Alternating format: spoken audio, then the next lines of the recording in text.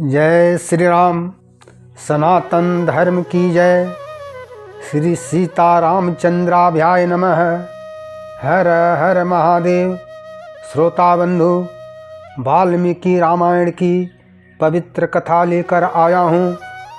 राजा दशरथ संतान प्राप्ति के लिए अश्वमेध यज्ञ की दीक्षा लेने के लिए महर्षि वशिष्ठ के समीप गए। वशिष्ठ ऋषि को प्रणाम करके राजा विनय युक्त बात कही। ब्राह्मण, आप शास्त्र विधि के अनुसार मेरा यज्ञ करावें और यज्ञ के अंगभूत अश्व संचारण आदि में ब्रह्म राक्षस विघ्न न डाल सकें, वैसा उपाय कीजिए। तब वशिष्ठ ऋषि बोले, राजन, यज्ञ संबंधी सब कार्य करूँगा। तदंतर वशिष्ठ ऋषि ने सुमंत को बुलाकर कहा, इस पृथ्वी पर जो धार्मिक राजा, ब्राह्मण, क्षत्रिय, वैश्य और शूद्र हैं, उन सबको यज्ञ में आने को निमंत्रण करो। मिथिला के राजा जनक के पास तुम स्वयं जाकर उन्हें आदर सत्कार के साथ यहाँ ले आओ। इसी प्रकार काशी के राजा, वे देवताओं के समान तेजस्वी हैं, उन्हें भी स्वयं ही जाकर ले आओ। कैकेयी देश के राजा बड़े धर्मात्मा हैं, वे महाराज दशरथ के ससुर हैं, अतः उन्हें भी पुत्र सहित यहाँ ले आओ। अंग देश के राजा रोमपाद हमारे महाराज के मित्र हैं, अतः उन्हें पुत्र सहित यहाँ सत्कार पूर्वक ले आओ। कौशल राज भानुमान को भी सत्कार पूर्वक ले आओ।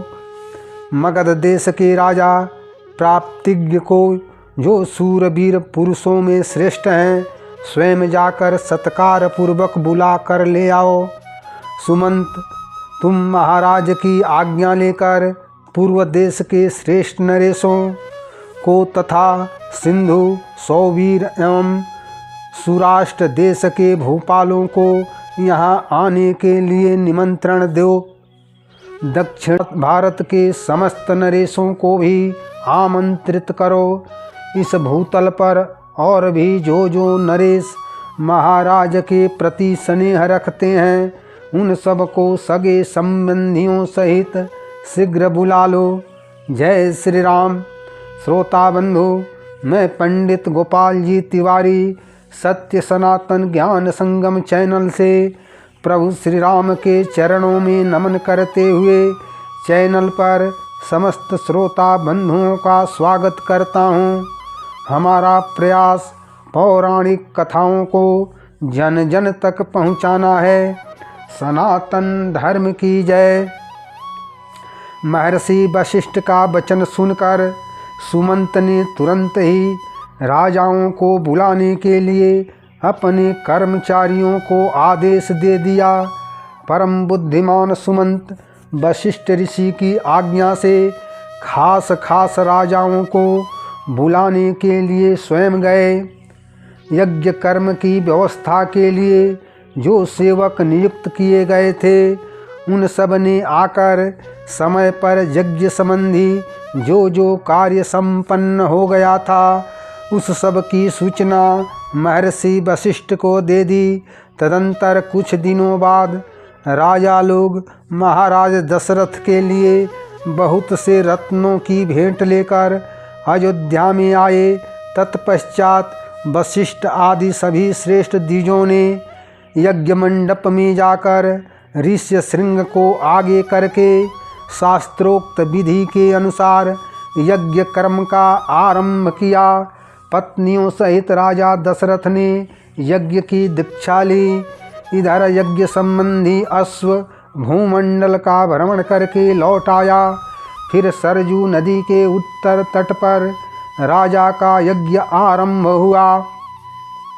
राजा दशरथ के उस अश्वमेध महायज्ञ में ऋष्य शृंग को आगे करके श्रेष्ठ ब्राह्मण यज्ञ संबंधी कर्म करने लगे।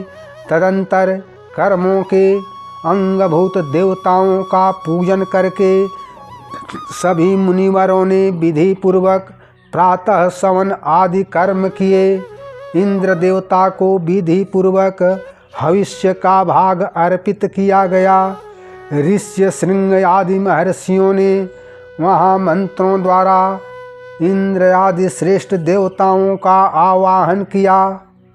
सामगान के गाए हुए आवाहन मंत्रों के द्वारा देवताओं का आवाहन करके होताओं ने उन्हें हविष्य के भाग समर्पित किए।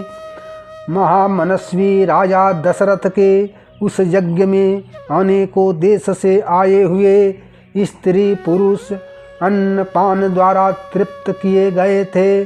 उस यज्ञ में नियुक्त हुए कर्म कुशल ब्राह्मण प्रतिदिन शास्त्र के अनुसार सब कार्यों का संपादन करते थे। यज्ञ कुशल शास्त्रज्ञ ब्राह्मणों ने ही सब यज्ञ यूपों का निर्माण कराया था। सूत्र ग्रंथों में बताए अनुसार ठीक माप से ईंटें तैयार कराई गई थी। उन ईंटों के द्वारा यज्ञ संबंधी शिल्पी कर्म में कुशल ब्राह्मणों के द्वारा अग्नि का चयन किया गया था। उस समय उन यूपों में 300 पशु बंधे हुए थे तथा राजा दशरथ का वह उत्तम अश्वरत्न भी वहीं बांधा गया था।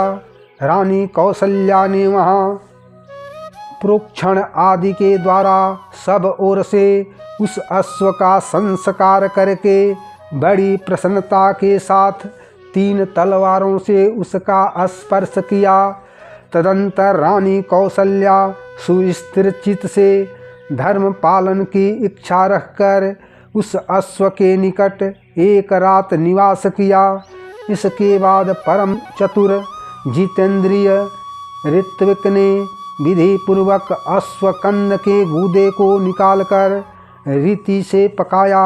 तत्पश्चात उस गूदे की आहुति दी गई। राजा दशरथ ने अपने पाप को दूर करने के लिए ठीक समय पर आकर विधि पूर्वक उसके धुएं की गंध को सूंघा। उस अश्वमेध यज्ञ के अंगभूत जो हवनीय पदार्थ थे उन सब को लेकर समस्त 16 ऋत्विक ब्राह्मण अग्नि में विधिवत आहुति देने लगे।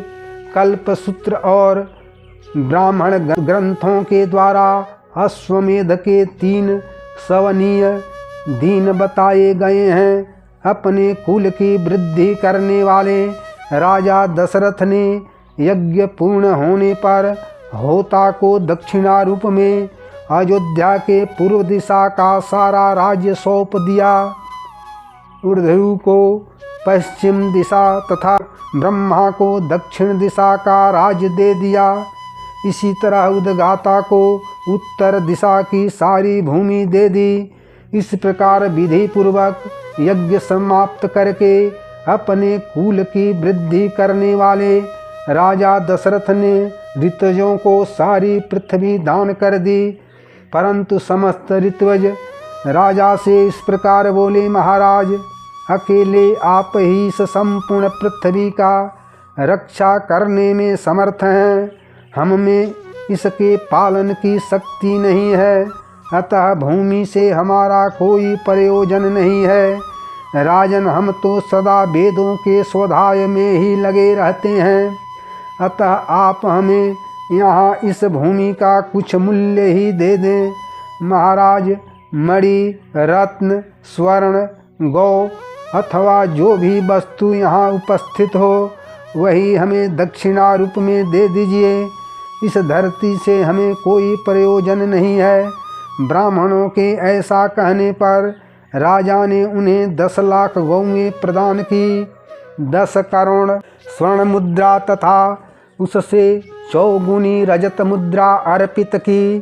तब उन सभी ऋतुजों ने वह सारा धन महर्षि ऋष्य श्रृंग तथा महर्षि वशिष्ठ को सौंप दिया। तदंतर उन दोनों महर्षियों के द्वारा उस धन का न्यायपूर्वक बंटवारा करके वे सभी श्रेष्ठ ब्राह्मण प्रसन्न होकर बोले, महाराज इस दक्षिणा से हम लोग बहुत संतुष्ट हैं। इसके बाद राजा दशरथ ने अभ्यागत ब्राह्मणों को 1 करोड़ स्वर्ण मुद्राएं बांटी। श्रोता बंधु, जब सभी ब्राह्मण विधिवत संतुष्ट हो गए तब राजा ने सबको प्रणाम किया। तदंतर उस उत्तम अश्वमेध यज्ञ का पुण्य फल पाकर राजा दशरथ के मन में बड़ी प्रसन्नता हुई।